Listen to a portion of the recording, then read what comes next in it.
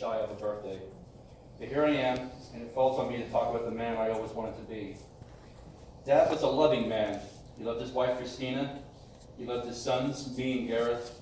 He loved his daughters, Michaela and Skyla, and he loved his brothers and sisters.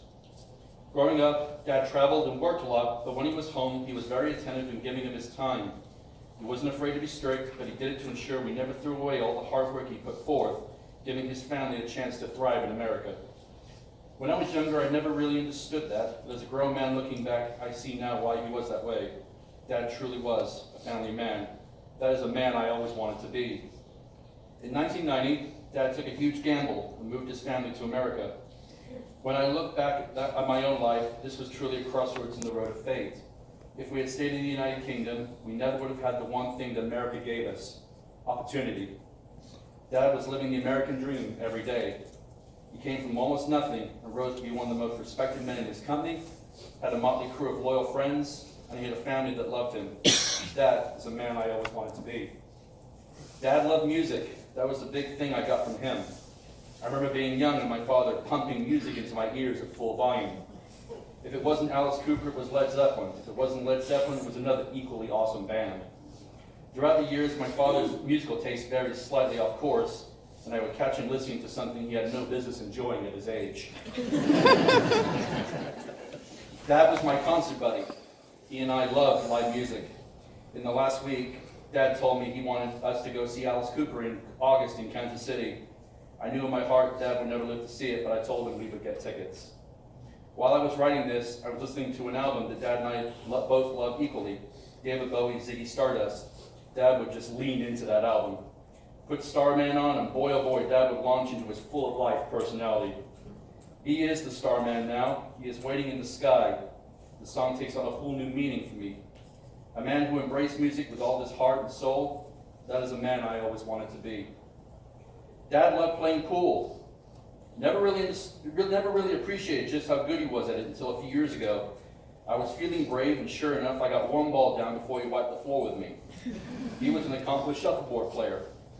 One night I was feeling brave, and sure enough, I lost the shirt on my back in a fun day. Dad was a great dart player in his youth.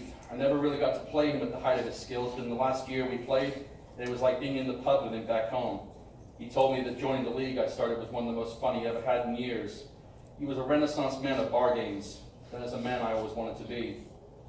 I have heard countless tales of the shenanigans my father used to get into, and I hope you get to hear some of them today before you leave, or at the celebration of life later today. Dad had a very wicked and sharp sense of humor. Even into his final days, when him and I would discuss the end of his time with us, he had a twisted sense of humor about the whole thing that made it easier to him to talk about his final wishes and how he reflected back on his life. Many of you knew Dad from work or from action, could testify how much he loved jokes and pranks. A man who looks on the funny side of things, that was a man I always wanted to be. Before Dad was put into hospice and his health was failing in the hospital, we talked alone for a few hours. I told him something I had never said to him before. I told him that everything I had ever done in my life, I had done to impress my father. Dad looked at me with a tear in his eye, put his hand on top of mine and said, "Chris, you never had to ever impress me.